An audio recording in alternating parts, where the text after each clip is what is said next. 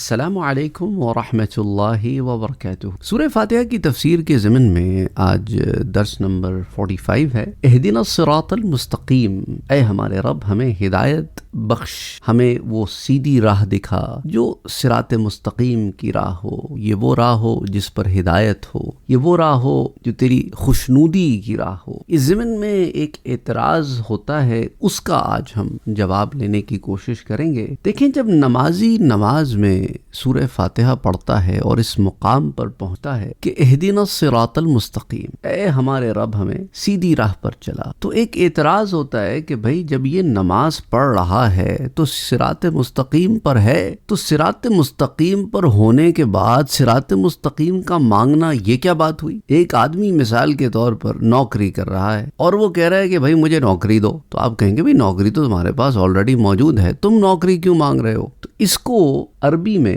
یا مشکل اردو میں آپ کہہ لیں تحصیل الحاصل، اور اردو میں تحصیل حاصل، یعنی ایک ایسی چیز مانگنا جو تمہیں آلریڈی ملی ہوئی، تو اس کو تحصیل حاصل کہتے۔ تو یہ ایک بڑا مشہور سوال ہے، اعتراض بھی ہے، غیر مسلموں کی طرف سے بھی ایک اعتراض آتا ہے کہ تم نمازی ہو کے اہدنا الصراط المستقیم تو کہتے اور خود صراط مستقیم کی پر موجود ہو، تو یہ کیا بات ہوئی؟ تو اب اس کے علماء نے دو جواب، ایک جواب علماء نے اس کا یہ دیا ہے کہ دیکھو، اس دعا کا معنی یہ ہے کہ اے اللہ مجھ کو صراط مستقیم کی ہدایت پر قائم اور ثابت رکھ اور اس میں مجھے دوام عطا فرما، یعنی کہ اے اللہ میں صراط مستقیم پر تیری توفیق سے آ تو گیا ہوں، لیکن صراط مستقیم پر قائم رہنا، اس پر رہنا اسٹیڈینس کے ساتھ، کنسسٹنسی کے ساتھ، ہمیشگی کے ساتھ، یہ میرے بس میں تو ہے نہیں۔ دوباری تعالیٰ تو اپنے رحم و کرم اور توفیق سے مجھے اس پہ قائم بھی رکھ۔ یہ معنی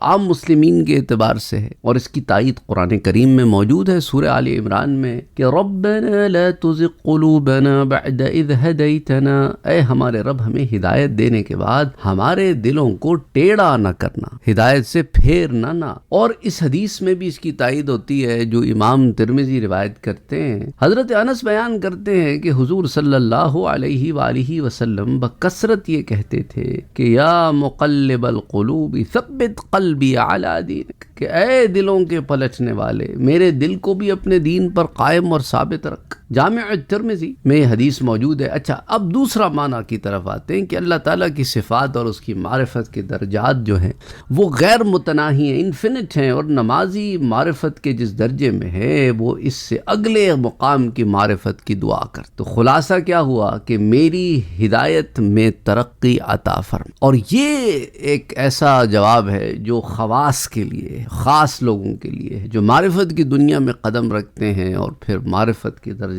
طے کرتے ہیں۔ اور اس کی تائید بھی قرآن میں موجود ہے سورہ مریم میں، جس میں اللہ فرماتا ہے وَيَزِيدُ اللَّهُ الَّذِينَ اهْتَدَوْا هُدًى، اور ہدایت یافتہ لوگوں کی ہدایت میں اللہ زیادتی فرماتا ہے۔ اور پھر سورہ محمد میں آتا ہے کہ وَالَّذِينَ اهْتَدَوْا زَادَهُمْ هُدًى وَآتَاهُمْ تَقْوَاهُمْ، اور ہدایت یافتہ لوگوں کی ہدایت کو اللہ نے زیادہ کیا اور انہیں ان کا تقوی عطا فرمایا۔ اور سورۃ الضحیٰ میں اللہ فرماتا ہے کہ وَلَلْآخِرَةُ خَيْرٌ لَكَ مِنَ الْأُولَىٰ، اور بے شک آپ کی ہر بات کی گھڑی پہلی گھڑی سے بہتر ہے۔ تو یہ علماء نے اس کے جواب دیے ہیں کہ یہ تحصیل حاصل نہیں ہے، بلکہ سیدھی راہ پر آنے کے بعد استقامت، درجات کی بلندی، معرفت الہی کے درجات طے کرنے کی دعا، اس کے اندر تمام کی تمام یہ چیزیں داخل ہیں۔ اور دوسرا اس کا فائدہ یہ بھی ہے کہ دیکھو، جب اللہ سے بندہ دعا کرتا ہے، جب بندہ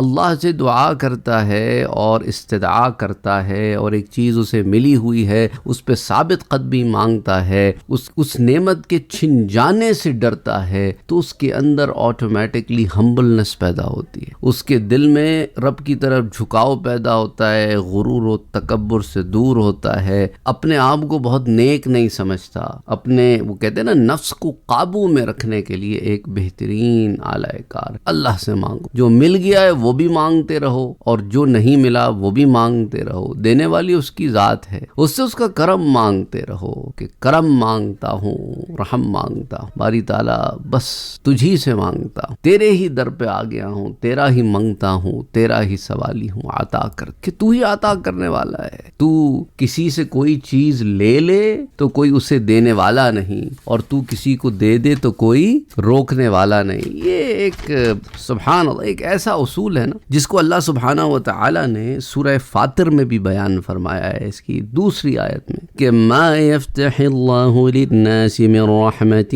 فلا ممسک لها، کہ اللہ جب رحمت کے دروازے کھول دیتا ہے نا لوگوں کے لیے تو پھر کوئی ان دروازوں کو بند نہیں کر سکتا. وما یمسک فلا مرسل له من بعده، اور اللہ سبحانہ و تعالی اگر کسی سے کوئی چیز روک لے تو پھر کوئی اسے چھڑا کر دینے والا نہیں ہے. وَهُوَ الْعَزِيزُ الْحَكِيمُ، وہ عزیز ہے، وہ قوت والا ہے، اور وہ حکیم ہے، اور وہ حکمت والا ہے کہ وہ جانتا ہے کس کو کب کتنا کہاں کیا دینا ہے اور کس سے روکنا ہے اور کس طرح. دیکھیں نا کبھی ہم روکے جاتے ہیں تو ہماری تربیت ہو جاتی ہے، کبھی ہم دیے جاتے ہیں تو ہماری تربیت ہو جاتی ہے. دینے والی ذات اسی کی ہے، اس لیے اس نے فرمایا کہ ما یفتح اللہ للناس، اللہ کھول دے لوگوں پر. تو کھولتا کیسے ہے؟ من رحمت، اپنی رحمت سے کھولتا ہے. وہ تو بے نیاز ہے، وہ تو بے نیاز ہے، اس کی رحمت ہے کہ وہ لوگوں پر بعض چیزوں کو کھول دیتا ہے. اور جب کھول دیتا ہے تو فلا ممسک لہا، تو پھر لینے والا کوئی نہیں ہے. فلا مرسل لہ من بعدی،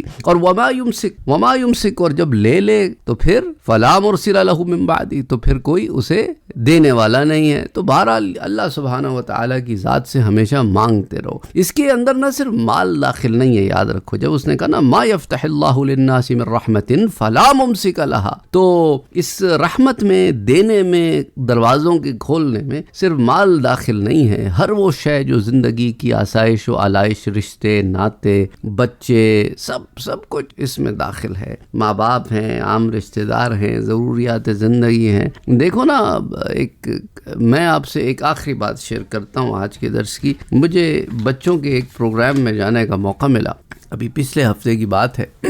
تو ان بچوں نے نا ایک بڑی ایسی خوبصورت بات کہی، میں بڑی دیر تک ہل گیا. انہوں نے کہا کہ دیکھو چھوٹے چھوٹے بچے، مطلب 8-9 سال کے بچے، 10 سال کے ہوں گے میکسیمم، کہنے لگے کہ دیکھو اگر تمہارے سر پہ چھت ہے، تمہارے بدن پہ کپڑے ہیں، سردیوں کے موسم میں تمہیں گرم رکھنے کے لیے کوئی جگہ موجود ہے، تم بیسک نیڈز آف لائف میں ہو، تو یاد رکھو تم گڈ ول میں ہو. انہوں نے گڈ ول کا استعمال، گڈ ول عام طور پہ بزنس میں یوز ہوتی ہے نا ٹرمینالوجی ہے کہ وہ جو تمہاری پرچیزنگ کاسٹ سے اوپر جو معاملہ ہوتا ہے نا وہ گڈ ول کہلاتا ہے. تو تم تو بیسک سے اوپر رہ رہے ہو، تو شیئر یور گڈ ول. تو کچھ اپنی گڈ ول میں سے ان کے ساتھ شیئر کر لو جن کو یہ بھی نہیں ملا. اللہ اکبر. میں نے کہا دیکھو یار کیا سبق پڑھا گئے. یہ چھوٹے چھوٹے بچے ہیں، ان کو شاید پتہ بھی نہیں ہوگا یہ کیا سبق پڑھا رہے ہیں، یا شاید پتہ بھی ہو، لیکن ہم یہ سبق بھولے بیٹھے ہیں. ہم بس روتے رہتے ہیں، کیا نہیں ہے اس پہ روتے رہتے ہیں، جو کچھ ہے اس پہ شکر نہیں. اللہ رحم. اللہم صلی علی محمد وعلی آل محمد.